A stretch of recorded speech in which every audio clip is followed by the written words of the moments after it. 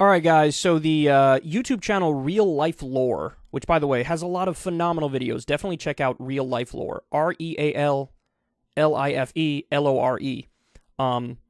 They released a video, went mega viral. You can see it's number 6 on trending here, about how war in Ukraine is destroying Russia.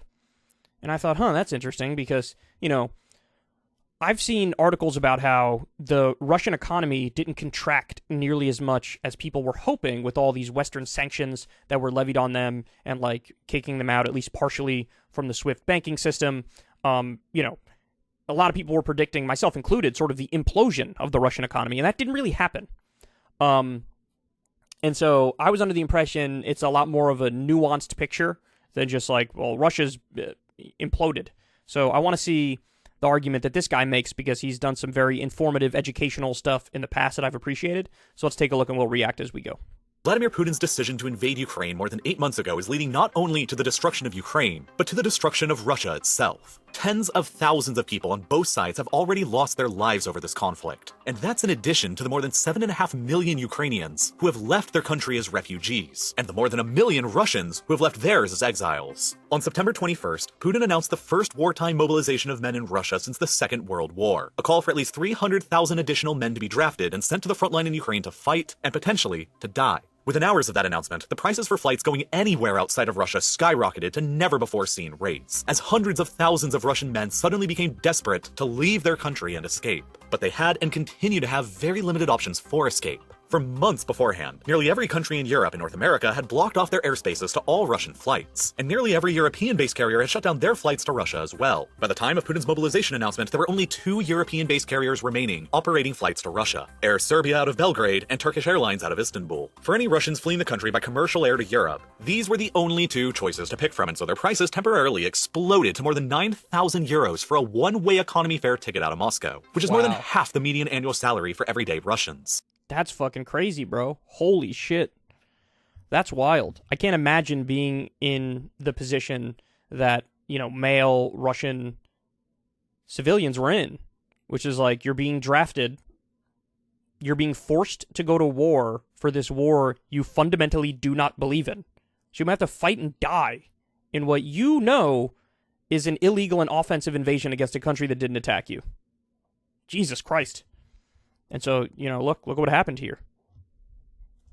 Most everyday Russians simply couldn't afford that high of a price to fly to Europe to escape, but it started becoming increasingly difficult to escape by land as well. By the end of September, Poland, Lithuania, Latvia, Estonia, and even Finland had each taken the unprecedented step to completely lock their land borders down with Russia, denying anyone with Russian citizenship entry for any reason, even if they held valid visas. That meant that travel by land to Europe was also mostly impossible for Russians fleeing the country, unless, of course, they wanted to book it through the active war zone in Ukraine. The only possible land route to Europe for escaping Russians still remaining as of the production of this video is through the very narrow sliver of Norway in the far northwest of the country. Norway has still not shut down their small border here with Russia yet, and the E105 highway that leads to it beyond Murmansk continues to remain open for now. But for most Russians fleeing the consequences of this war, the route to Norway is thousands of kilometers away from them and difficult and expensive to get to. At the same time, an estimated 70% of Russian citizens don't even possess a passport that's required for international travel like this. And that means that for most Russians wanting to flee the country, their only really good options are to the south in the former Soviet countries of Kazakhstan, Kyrgyzstan, Georgia, and Armenia, where they can all still enter without visas, and some even without passports. As members of the Eurasian Economic Union, basically Russia's version of the European Union, Russians entering into Kazakhstan, Kyrgyzstan, and Armenia retain the right to live and work within them, making them the easiest and the cheapest countries for Russians to escape into. As a result, satellite imagery taken on September the 25th shows a huge traffic jam of desperate Russian vehicles attempting to cross the border into Georgia, potentially as long as 30 kilometers or 19 miles. In a similar fashion, queues of Russians in cars attempting to enter Kazakhstan can be seen in video clips stretching for nearly as far as the eye can see. Hundreds of thousands of Russians have already made it down to these 4 countries, and more coming down all the time. But they're not the only places that Russians are escaping to. In one particularly desperate and bold case, 2 Russian men evading the draft acquired a boat in the remote far eastern town of Ekvekanot, and sailed it nearly 500 kilometers across the Bering Sea to the American town of Gamble on Alaska's St. Lawrence Island, where they immediately requested asylum and were flown over to Anchorage by US officials for processing. Many more who couldn't escape or leave for whatever reason began searching on Google how to break their own arms or limbs just in order to avoid the draft. The day after Putin's mobilization announcement, the term "how to break an arm at home" became the top search trend on Google within Russia. In total, Ooh. God damn, man. Wow. But I mean, shit, if you were in that position, Would you not consider that? I'd fucking consider that. Within merely a month of Putin's announcement of partial military mobilization in Russia, more than 700,000 people, most of them young military-age men, have fled the country to somewhere else abroad. 700,000. And that's just since the announcement. I think in total they said over 1 million. And the people who have fled Ukraine is over 7 million? Wow. More than double the amount of men that Putin announced he was planning on having drafted. This is also in addition to the more than 500,000 Russians who had already left the country before the mobilization was even announced. People of all different kinds, from YouTubers, journalists, and political refugees fearful of 15-year jail sentences for opposing the war online, to millionaires fearful of losing their assets in the West, to tech workers fearful of losing their Western jobs, alongside many others. The whole, like, publicly opposing the war could get you a 15-year sentence? That is super fucking authoritarian. Holy fucking shit. Holy shit.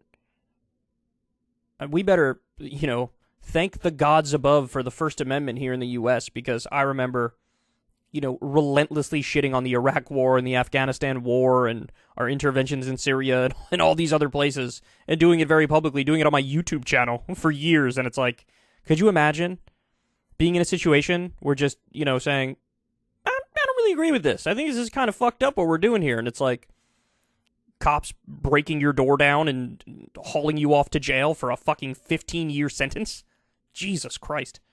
That means that at least 1.2 million Russians have left the country since the invasion of Ukraine began, representing the largest exodus of Russians from the country in history since the 1917 October Revolution and the Bolshevik rise to power. And that isn't even to say anything of the unknown numbers of Russian men getting killed and maimed for life in Ukraine, which, according to US estimates, is already at least 70 to 80,000 killed and wounded, with Ukrainian losses in life probably being very similar, already making it the deadliest war seen in Europe in generations since 1945. And all of this loss of people either to warfare or to migration is only exacerbating what was already arguably Russia's and Ukraine's biggest problem before the war. Their populations were each already in a terminal decline for decades, and this war is only making that problem a lot worse. It could get so bad that within 20 years from now, we may not even recognize either Russia or Ukraine as countries in the same way we see them today, and they may no longer even exist as we know them. Let me explain a little bit what I mean. This on the left is the population pyramid of Russia, while this on the right is the population pyramid of Ukraine. These graphs are essentially a snapshot of both countries' populations that reveal the numbers of people of all ages and genders, and they both appear very similar, which is a bad thing.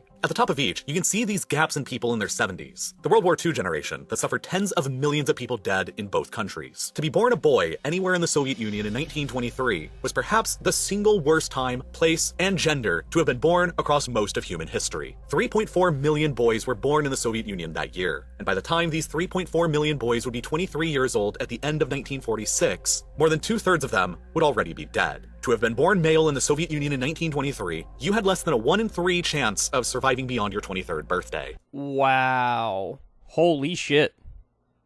Man. Okay. There's this thing, I've heard Tom Hartman talk about this idea that the next world war is inevitable when everybody who survived from the previous world war is dead. Because people forget the horrors of war. And when you hear a fact like that, it just fucking, it's like a giant salmon smacking you in the face. A giant halibut just fucking smacking you right across the face. Because holy shit, what a fucking number that is. God damn. The loss in life of so many young people like this throughout the 1930s and 40s meant that a lot of young people at that time in both Ukraine and Russia were never able to have any children. And that meant the kids they never had simply didn't exist around 20 years later when they would normally also be having their own kids, causing a population hit or echo of the lost World War II generation around here. Wow, yeah, look at that. Look at that. That's crazy.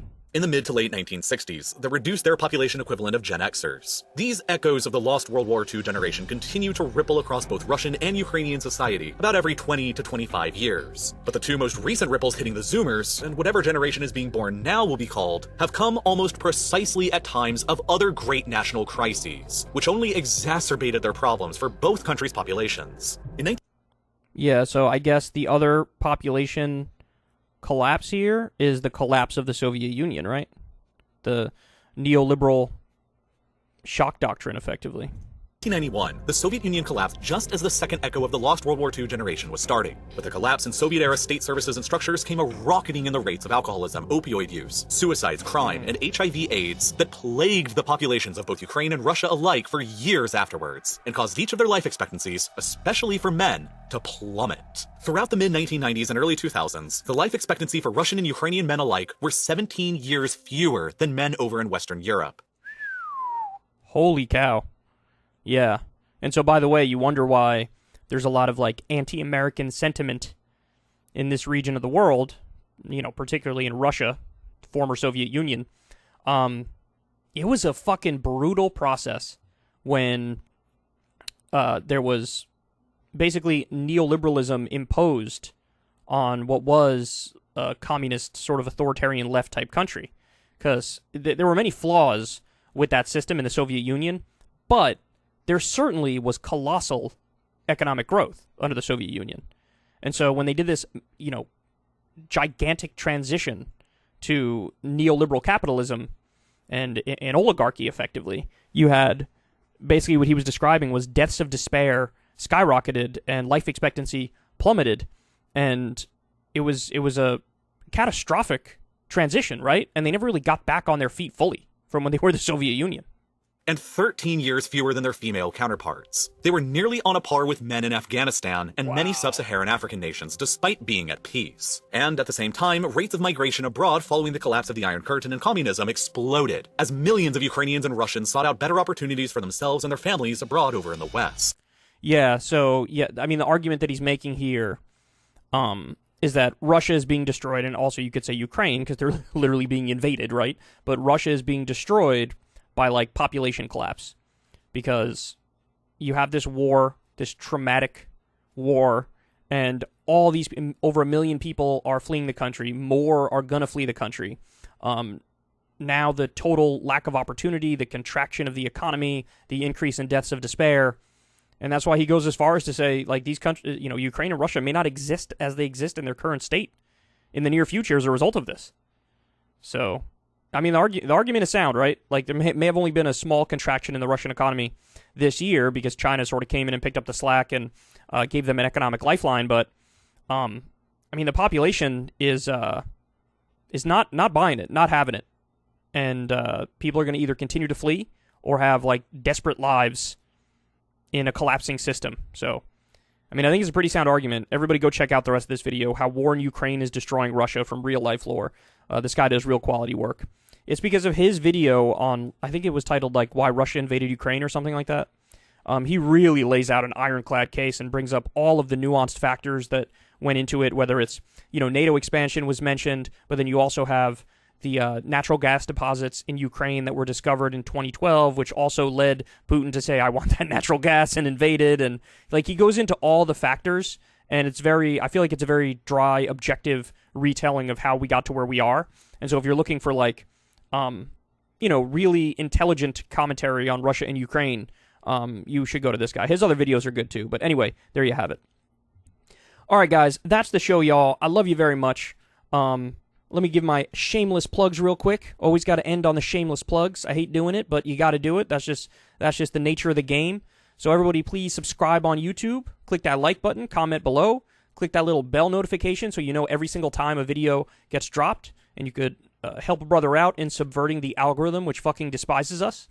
And then also, of course, you could watch, if you like listening to the full show, you could listen on Spotify and, you know, get the full show without having to click on individual videos. Posting all the stuff over on Spotify now, so that's pretty cool. And a big shout out, as always, to the patrons who keep this show going, and to the supporters of Crystal Kyle and Friends on Substack. You guys mean the world to us.